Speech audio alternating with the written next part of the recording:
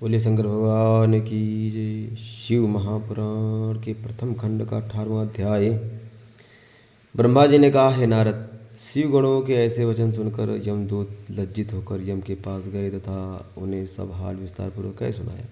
यम को भी वह सुनकर आश्चर्य हुआ। फिर यम ने शिव जी को दंडवत कर अपने गणों को तीनों लोकों में फिरने का आदेश देते हुए यह कहा कि जो मनुष्य देह में भस्म लगाए हो, रुद्राक्ष धारण किए हो, शिवलिंग का पूजन करता हो एवं आराधन में डूबा हो अथवा छल से भी शिव जी का बाण तथा वस्त्र धारण किए हो तथा उसका शिव जी से किसी प्रकार भी संबंध हो तो तुम उसको मुक्त कर देना और कोई कष्ट मत देना।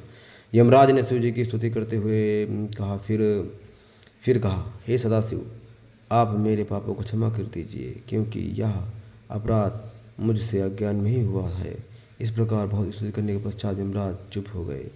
ब्रह्मा जी बोले, हे नारद, गुणनिधि यम गुणों से मुक्त पाकर विमान पर आरूढ़ हो शिवलोक को चला गया। बहुत समय तक स्वर्ग में अनेक प्रकार के सुख भोग कर वह कलिंग देश का राजा हुआ। वहाँ के पहले राजा का नाम इंद्र मुनि था। गुणनिधि ने उसी के यहाँ जन्म लिया तथा कंदर के नाम से प्रसिद्ध हुआ। वह शिव जी का अनन्य भक्त था। इंद्र मुनि अपने पुत्र में राजा के समस्त लक्षण देख अपना संपूर्ण राज उसको सौंप रानी सहित वन में जाकर शिव जी की कठिन तपस्या करके शिवलोक को प्राप्त हुआ। कंदर को पूर्व जन्म का स्मरण था, इसलिए वह समस्त शिवलोकों में दीपदान करने लगा। उसके प्रत्येक मंडलेश्वर का आदेश दिया कि जितने भी शिवालय हों जहाँ दीपक जलाए जाएं और जो इस आज्ञा को उल्लंघन करे उसका सिर धड़ चढ़ कर दिया जाए। गांव के स्वामी इस भय से दीपदान करने लगे। वह स्वयं भी बड़े हर्ष के साथ इस कार्य को करता रहा। उसने अपनी नीति द्वारा जनता को प्रसन्न रखा। वह जीवन भर शिव जी के दीपदान से अचेत न रहा। जब उसकी मृत्यु हुई तब वह उस पुण्य से वह शिवलोक को प्राप्त हुआ। उसने शिवलोक में अनेक प्रकार के आनंद एवं सुख भोगे तथा शिव चरणों का ध्यान करता रहा। इसके पश्चात उनके मृत्यु लोक में जन्म लिया। ब्रह्मा जी कहते हैं, नारद, अब मैं तुम्हें अपने लड़के पुलस्त के पुत्र का हाल सुनाता हूँ। मेरे पुत्र पुलस्त का विश्रवा नाम का एक पुत्र हुआ। विश्रवा के 3 रानियाँ थीं। वे तीनों ही विष्णु तथा शिव भक्त थीं। विश्रवा की सबसे छोटी पत्नी से विभीषण नाम का पुत्र उत्पन्न हुआ। विभीषण विष्णु का ऐसा भक्त हुआ कि वह इस अथाह संसार सागर से पार हो गया।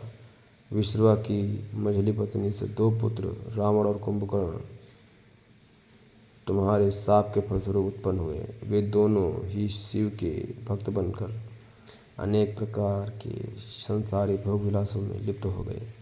उनमें से रावण ने शिव जी की कठिन तपस्या कर उनसे वरदान प्राप्त किया। उनसे तेज एवं प्रताप से संसार भर में राज्य किया। विष्णु भगवान ने उसका नाश करने के लिए स्वयं द्विभुज मानव अवतार लिया था, जिनका नाम राम हुआ, परंतु वे रावण का नाश न कर सके। तब उन्होंने शिव जी की आराधना कर अपने कठिन तप से उनको प्रसन्न किया और शिव के अवतार अर्थात श्री हनुमान जी के साथ लेकर वानरों की सहायता से रावण वध किया तथा उसके वंश को ही मिटा डाला।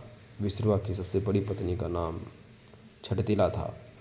उसके उदर से गुणनिधि का जन्म हुआ था, जिसका वर्णन पहले किया जा चुका है। विश्रवा ने पहले लंका में रहकर जो उचित था वह किया। फिर काशी में जाकर घोर तपस्या की, जिससे शिव जी उस पर अत्यंत प्रसन्न हुए। शिव जी का वरदान पाकर वह अलकापुरी का राजा हुआ तथा दिक्पति के नाम से प्रसिद्ध हुआ। उसे राज्य करते हुए एक